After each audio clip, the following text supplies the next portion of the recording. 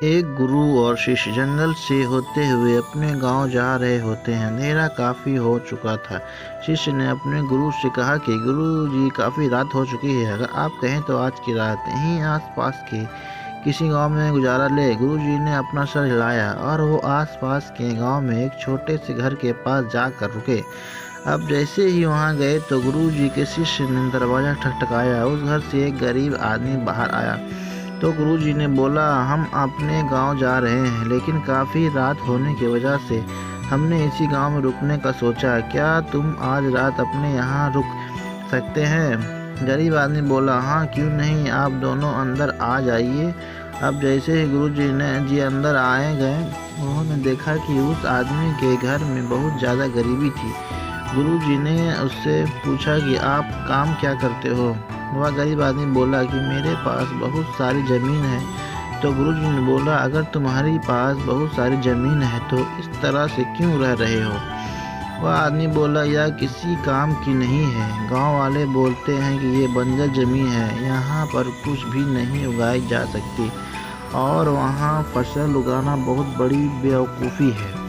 गुरुजी ने बोला कि तुम्हारा गुजारा कैसे होता है? उसने बोला कि मेरे पास एक भैंस है जिससे मेरा पूरा घर चलता है। ये सुनने के बाद गुरुजी सो जाते हैं और रात में जब सब लोग सो रहे होते हैं तब गुरुजी अपने शिष्य को उठाते हैं और उस गरीब आदमी की भैंस लेकर अपने गांव चले जाते हैं।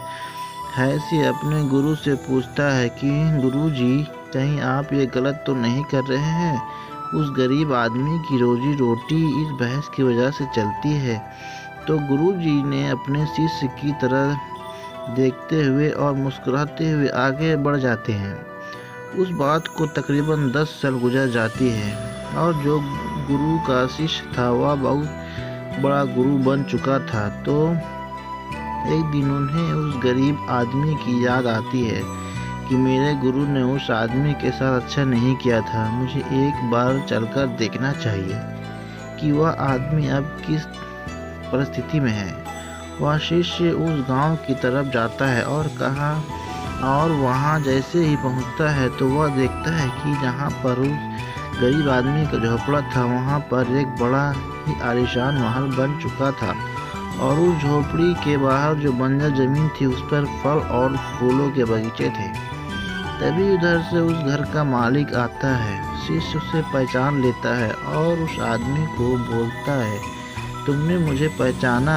मैं अपने गुरु जी के साथ आया था, हमने एक रात के लिए आपके यहाँ रुके भी थे। वह आदमी उसे पहचान लेता है और बोलता है कि उस रात में आप कहाँ चले गए थे और उस रात के बाद ही मेरे भैंस कहीं चली गई थी।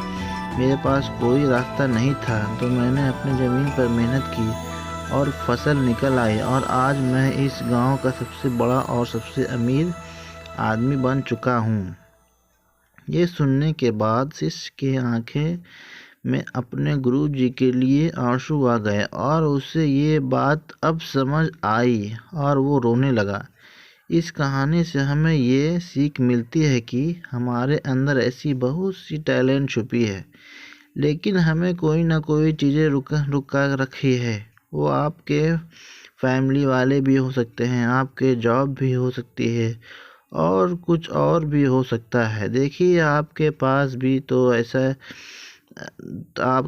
भैंस की जैसी कोई दूसरी चीज़ तो नहीं है जिसने आपको आगे बढ़ने से रोक रखा है। Thank you. वीडियो को सब्सक्राइब कीजिए, लाइक कीजिए, कमेंट कीजिए, गर्दा उड़ा दीजिए।